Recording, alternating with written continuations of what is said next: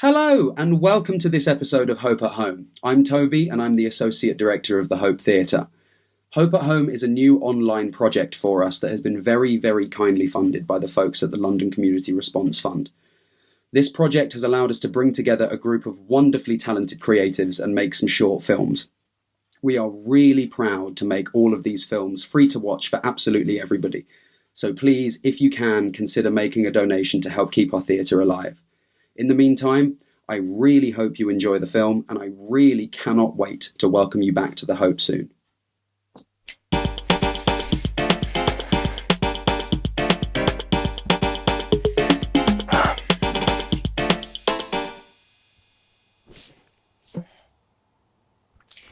$108. That's how many I have. Had. Now I have 54 singles. 54 single socks and not one pair. I know, I can't believe it either. Look. 2 perfectly white bottom socks. The type of socks that make you want to play tennis even though you've never picked up a racket in your life. Socks of someone who's going places, doing things. What things? All the things.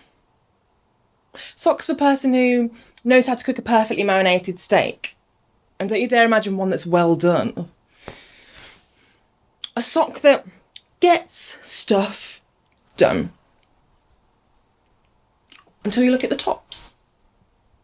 Purple dots on one, orange on the other. I mean, how? One sock is business. The other, party!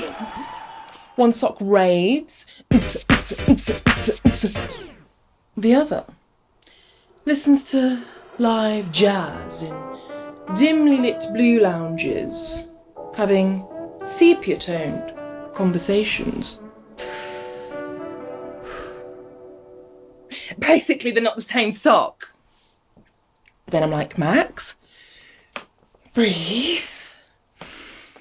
You have 108 matching socks. You must have at least 8 pairs? 5, maybe? 1? If anything else, you definitely have 1. You'd think at least. But here I am, in a salmagundy of socks. That's what you call a group of socks, by the way. Yet to find 1 pair. But you're like, Max, that's not possible. And I'm like, I would agree with you if it were not for the evidence before us. But then you're like, Max, are you sure you've looked? I'm sure. And then you're like, but are you sure? And I'm like, look, mate, just look at me. You think I haven't thoroughly searched? I now have an intimate knowledge of the dust bunnies in my corridor, now on a first name basis. Tim hasn't seen my red stripe since last wash, and Linda is certain that my yellow cat sock sailed off into the abyss last time I hung my clothes out to dry, so yeah, I've looked. But then you're like, are you really sure? And I'm like, I actually don't have time for this because I've got a Zoom interview in 15 minutes and the last thing I need to be doing is having an argument with myself about my socks. Except for the fact that this is now my fate. Because I literally can't find 1 pair. And I know what you're thinking. Max, why do you need matching socks for your interview? Are they going to ask to see your toes? And my answer is, if they do, just might show them if it would get me the job. Because, honestly, I need this. I really need this win. I took a leap of faith and I still feel like I'm falling. I left my job. Just couldn't take it anymore. The long hours, the low pay, the perpetual anxiety, and my boss. If micromanaging was an Olympic sport, she'd win gold medal every time. She would micromanage my meetings, my emails, my feelings if she could. And while I'm fine to pay rent and bills for the next couple of months, I just don't know who I am anymore.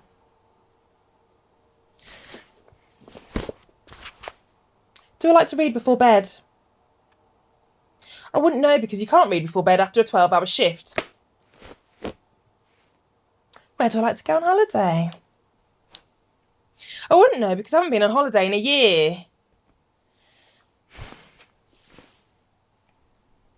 Who are my friends?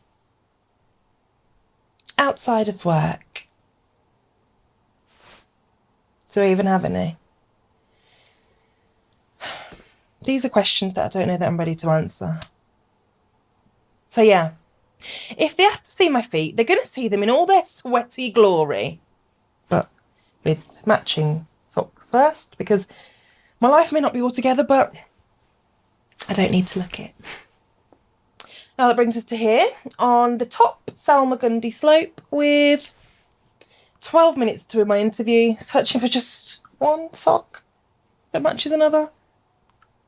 Attempting to answer the age-old question, where in the world do socks go? I actually have several theories. Theory number 1. I'll warn you, this is the most far-fetched of the theories, but roll with me here.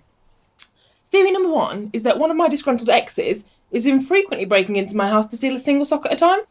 I know, this sounds wild, but get this. In 1996, in a town called Bakersfield in California, a man frequently broke into his ex's house, not to steal anything, but to rearrange her furniture. He did this for 6 months. 6 months! When he was finally caught, they asked him why he did it.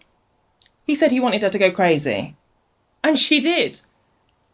She started seeing a horologist, a therapist, and an exorcist. The horologist because she was sure she was entering different dimensions every time she entered her front room, and an exorcist because she was also certain that her house was possessed. The therapist was probably the most helpful but the least interesting, so she stopped seeing her and moved into a front roomless house.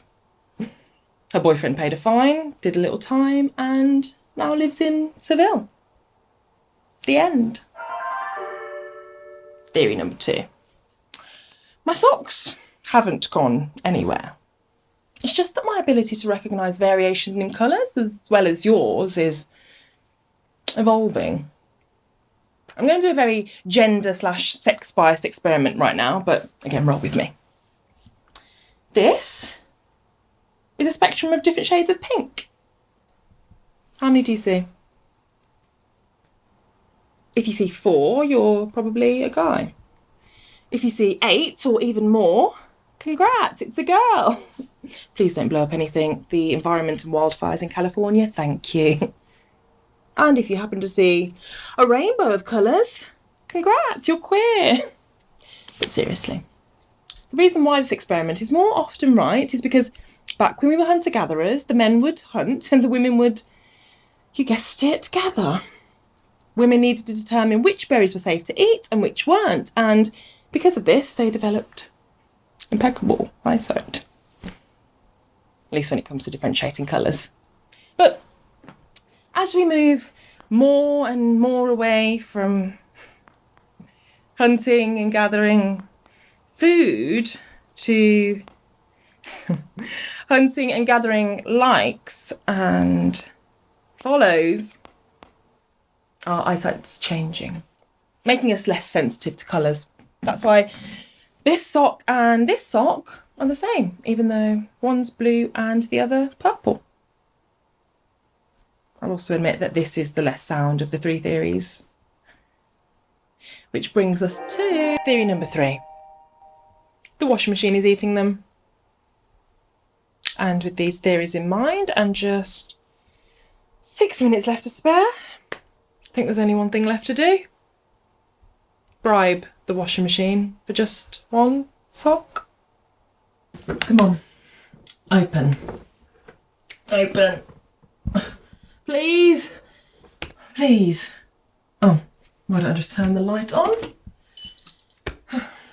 3 minutes left. Oh, my yellow sock. Dear Max, we're not happy. First who uses Daz? You're tearing us apart, Max, literally. Your whites can only get so white. Take a second. Stop, just stop. Stop moving, stop doing. Just take a break for once. Grab a chair and chill. but literally grabbed the chair because Green Sock is probably exhausted by now. Oh, thanks. Wait, did I just thank my sock? You did, but that's okay. Am I going mad? Max, you're not going mad, but you will if you don't just take a break. But my interview.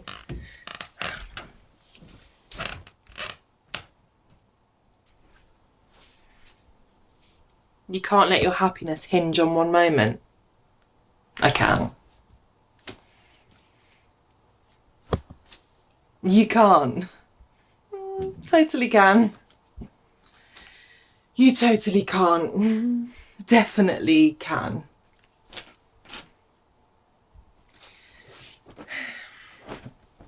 Time to find out if you actually enjoy reading before bed.